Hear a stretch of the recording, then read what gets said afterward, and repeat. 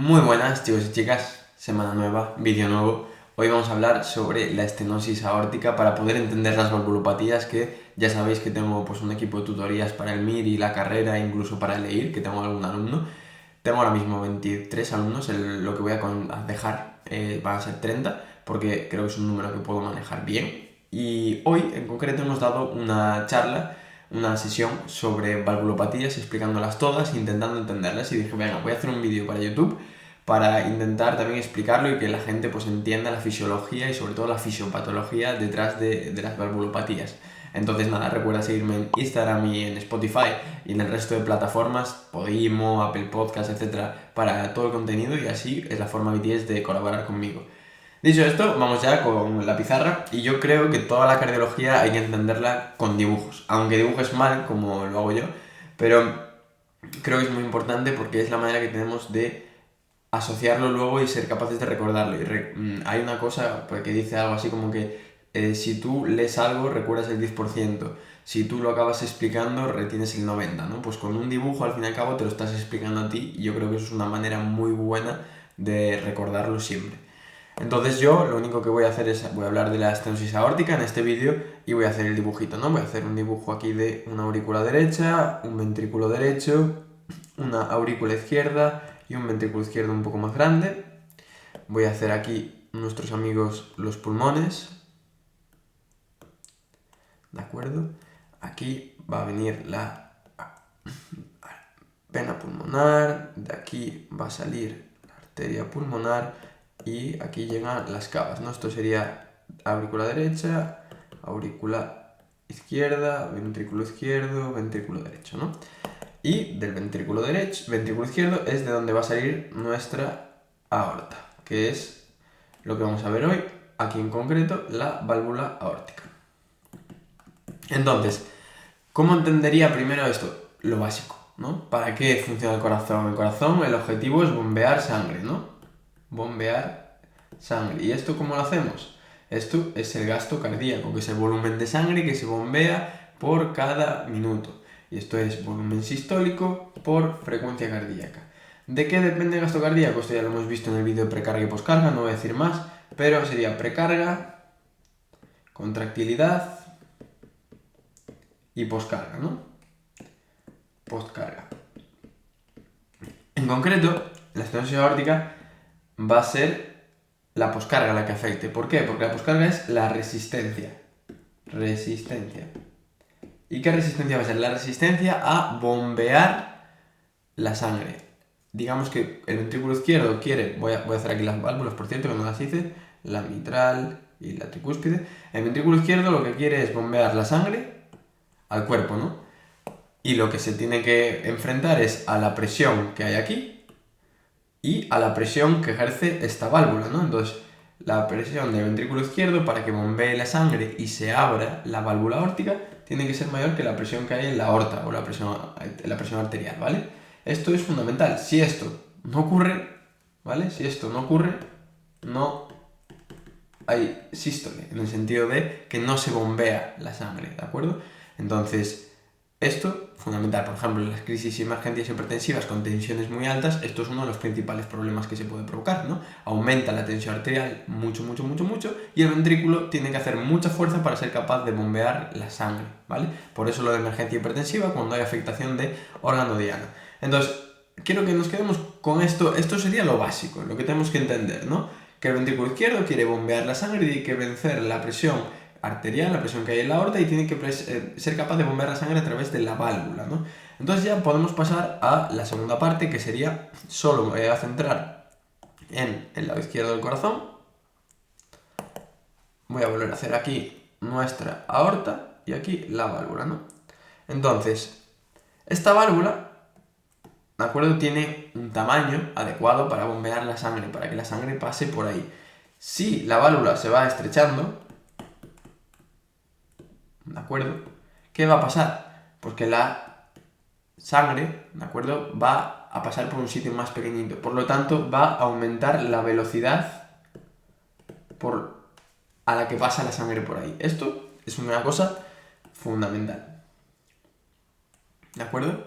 Aumenta la velocidad a la que pasa la sangre por esa válvula que está cada vez un poquito más estrecha. ¿Y qué va a pasar? Porque esto es lo que pasa a nivel de la válvula. Que el ventrículo, ¿de acuerdo? Este ventrículo necesita estar más fuerte, aumentar la fuerza para mantener el gasto, ¿no? Para mantener el volumen sistólico. ¿Por qué? Porque si evidentemente tiene que meter la sangre a presión, tiene que hacer más fuerza, se tiene que hipertrofiar. Entonces, en una estenosis aórtica lo que solemos ver es que el ventrículo se va hipertrofiando, ¿de acuerdo? El ventrículo se hipertrofia. Esto lo podemos ver a lo mejor en un electro con los criterios de Sokolov, ¿vale? O voltajes con R grandes en derivaciones, por ejemplo, V5, V6 y ondas S grandes en V1, V2, ¿no? Sokolov. Esto simplemente porque sabéis que me gusta hacer un repaso transversal. Bien, entonces, el ventrículo tiene que hacer más fuerza, se hipertrofia. ¿Qué pasa al hipertrofiarse también? Que aumenta la presión del ventrículo izquierdo, porque el ventrículo tiene una cavidad y al hipertrofiarse aumenta la presión dentro de esa cavidad, ¿de acuerdo? Y esto, evidentemente, va a generar que luego cuando la aurícula izquierda quiera mandarle la sangre al ventrículo, también tenga que hacer más fuerza, ¿vale? Porque para que se llene, la presión de la aurícula izquierda tiene que ser mayor que la presión del ventrículo. Si esto aumenta, esto también aumenta. Y lo que va a provocar también es que a nivel de los pulmoncitos, ¿de acuerdo?, aumente la presión. Esto es lo típico de que aumenta la presión aguas atrás, ¿no? Entonces, por eso, a lo mejor una estenosis aórtica puede acabar debutando con fallo pulmonar, porque aumenta la presión aquí, aumenta la presión aquí y aumenta la presión aquí. Bien, entonces ya vamos entendiendo, ¿no? Se va cerrando la válvula, el ventrículo tiene que hacer más fuerza. Entonces, la sangre a la velocidad que pasa por aquí, ¿de acuerdo?, va a ir aumentando. En una estenosis aórtica leve, bueno, puede ser asintomática. ¿Qué pasa cuando esto se sigue estrechando, ¿vale? Que aumenta mucho la estrechez. Bien, que la velocidad cada vez va a ser mucho mayor. Mucho mayor, ¿de acuerdo? El punto de corte que tenemos para que sea severa es de 4 metros por segundo, siempre y cuando la función del ventrículo sea normal y el volumen sistólico que se está bombeando en cada sístole sea normal. Porque si bombeásemos muy poquita sangre, a lo mejor, evidentemente, la velocidad, bueno, a lo mejor no, la velocidad disminuiría, ¿no? Porque si tienes menos sangre para bombear, también el ventrículo tiene que hacer menos fuerza porque tiene menos precarga, ¿no?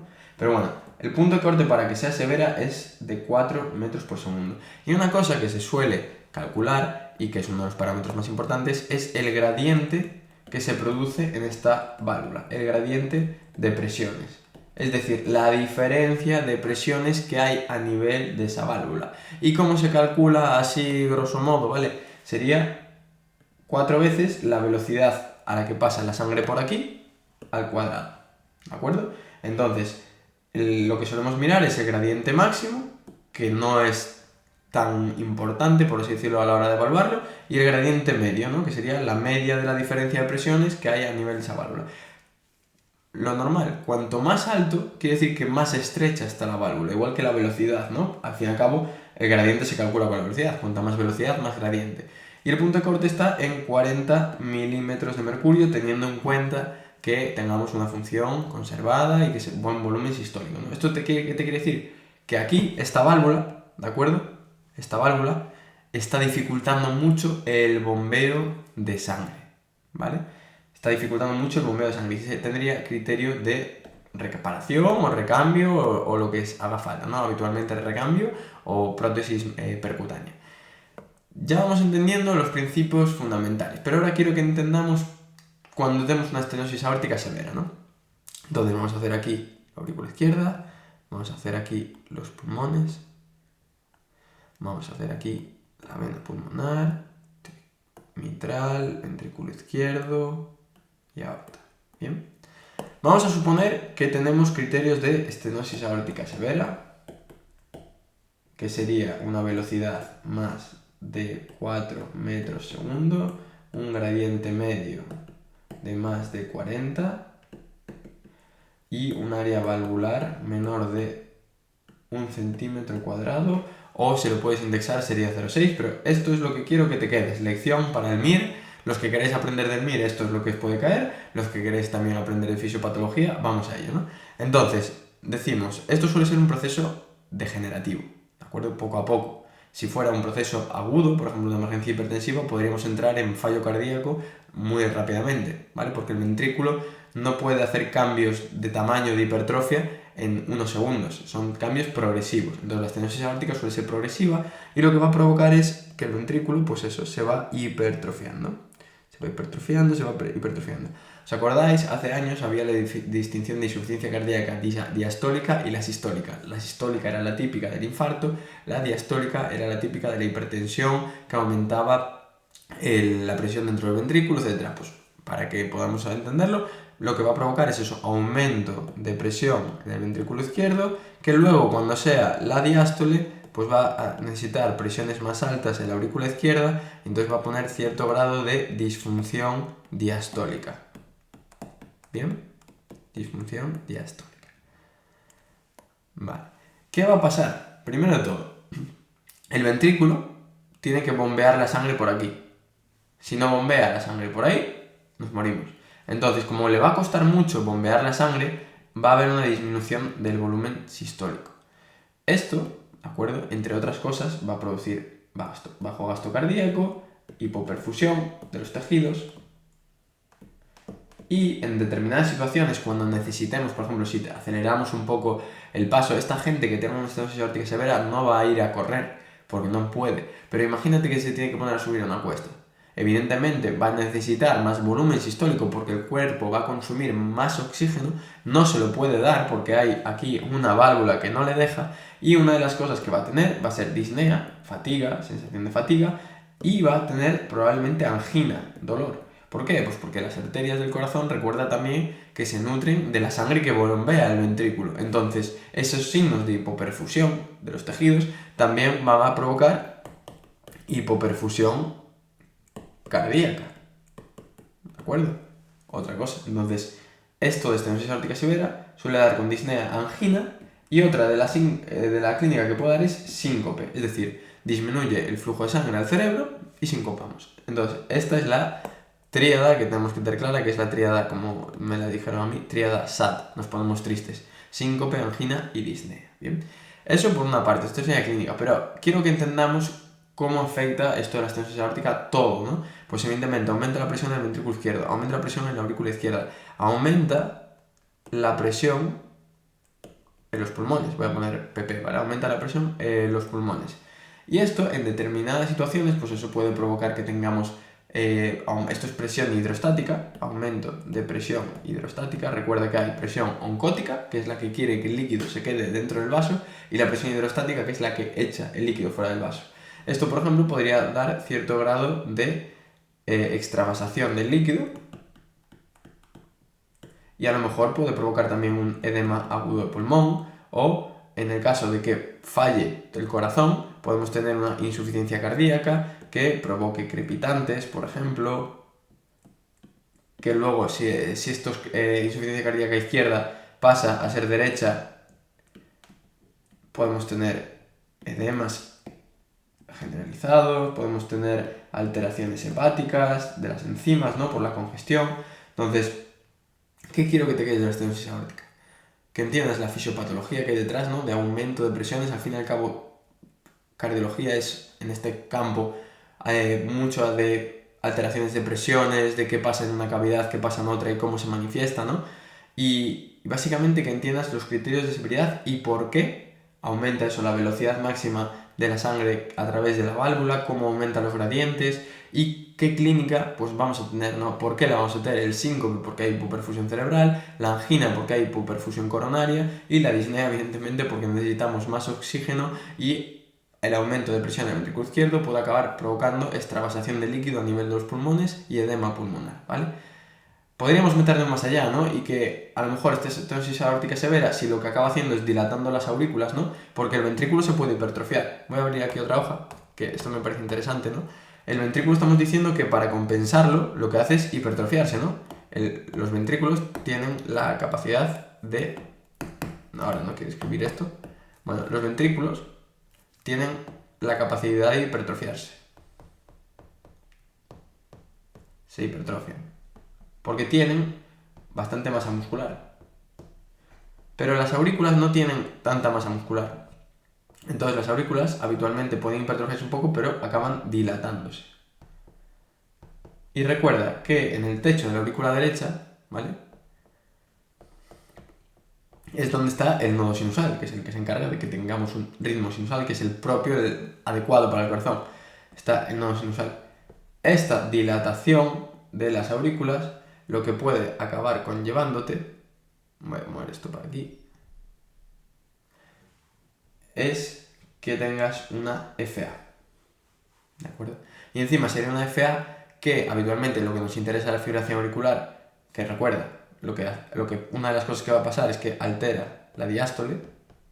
¿Por qué? Porque perdemos la parte de la contracción auricular, ¿no? Perdemos la onda A, se pierde, la perdemos. No vamos a poder recuperar ese ritmo porque la aurícula ya va a estar tan alterada, va a estar tan dilatada, que volver a recuperar un ritmo sinusal va a ser muy difícil. Entonces, ¿qué quiero que te quede sobre todo? Que entiendas la fisiología que hay detrás, que entiendas esa diferencia de presiones, que el ventrículo se hipertrofia, la aurícula se tiene que hipertrofiar, también se dilata, que puede provocar la fibrilación auricular, la disfunción diastólica, ¿vale? Y sobre todo eso, la clínica, síncope, angina y disnea. Si te ha gustado y quieres que hable del resto de valvulopatías, insuficiencia aórtica, insuficiencia tricuspidia, etc., deja un comentario y haré el vídeo encantado.